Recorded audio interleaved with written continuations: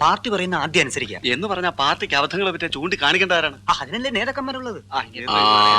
എനിക്ക് സാറിനോട് പേഴ്സണൽ ആയിട്ടൊരു കാര്യം സംസാരിക്കാനുണ്ടായിരുന്നു. എന്താണ് കാര്യം? ഉത്തമം നടന്നേ, ഇത് പേഴ്സണൽ ആയിട്ടുള്ള കാര്യമാണ്. സാർ വന്നേ. അതായത് എന്താണ്? വീട്ടിൽ നിന്ന് ഭയങ്കരമായിട്ട് നിർബന്ധിക്കുന്നു. എന്തിന്? ഞാൻ പെണ്ണ് കെട്ടണത്രേ. പെണ്ണ് കെട്ടാനോ? അയ്യേ, തനിക്കൊരു ബ്രൈറ്റ് പൊളിറ്റിക്കൽ ഫ്യൂച്ചർ ഞാൻ കാണുന്നുണ്ട്. ഭാര്യയും കുടുംബമൊക്കെ അതിന് തടസ്സാണ്. അച്ഛൻ ഒരേ പിടിപിടിക്കുകയാണ്.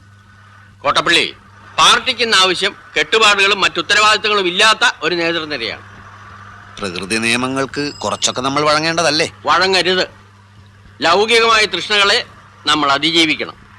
മാനവരാശിയുടെ നിലനിൽപ്പ് തന്നെ കുടുംബം എന്ന എസ്റ്റാബ്ലിഷ്മെന്റിലല്ലേ? വിഡ്ഢിത്തം. എല്ലാ എസ്റ്റാബ്ലിഷ്മെന്റുകൾക്കും എതിരെയാണ് നമ്മുടെ യുദ്ധം. ഭാര്യ ഉണ്ടാവുക, കുഞ്ഞുണ്ടാവുക, അതൊക്കെ നമ്മുടെ മനസ്സിൽ സ്നേഹത്തിന്റെ വിത്ത് മുളപ്പിക്കുമെന്ന് എവിടെയോ വായിച്ചിട്ടുണ്ട്. അത് വരട്ട് തത്വവാദമാണ്. സഹജീവികളെ, തൊഴിലാളി വർഗത്തെ സ്നേഹിക്കാൻ ശീലിക്കുക. തുറന്നു പറയാം, അടിസ്ഥാനപരമായി നമ്മുടെ പാർട്ടിക്ക് കല്യാണം ഇഷ്ടമല്ല. അപ്പൊ സാറ് കല്യാണം കഴിച്ചതോ? അതിൽ ഞാൻ ഇന്ന് ഖേദിക്കുന്നു. എന്നാ പിന്നെ ഇപ്പൊ ഭാര്യ ഉപേക്ഷിക്കരുതോ? തന്റെ കാര്യമാണ് നമ്മളിപ്പോ ഡിസ്കസ് ചെയ്യുന്നത്. പറയുന്നതൊന്ന് പ്രവർത്തിക്കുന്ന വേറൊന്ന്. ദൈവമില്ല, അമ്പലമില്ല എന്നൊക്കെ വിളിച്ചു പോകും. എന്നിട്ട് ആരും കാണാതെ തലയിൽ മുണ്ടും പോതിച്ച് ദൈവത്തെ തൊഴാൻ പോകും. ആര്? സാറ് തന്നെ. തൃച്ചമ്പടി അമ്പലത്തിൽ എന്നും കാലത്ത് സാറ് തൊഴാൻ പോകുന്നത് ഞാൻ കാണാറുണ്ട്. താനിതെങ്ങനെ കണ്ടു? ഞാനൊരു രഹസ്യമായിട്ട് തൊഴാൻ പോകാറുണ്ട്. എന്നാലേ ഇത് തൽക്കാലം നമ്മൾ രണ്ടുപേരും മാത്രം അറിഞ്ഞാൽ മതി. താൻ വേണമെങ്കിൽ കല്യാണം കഴിച്ചോളാം.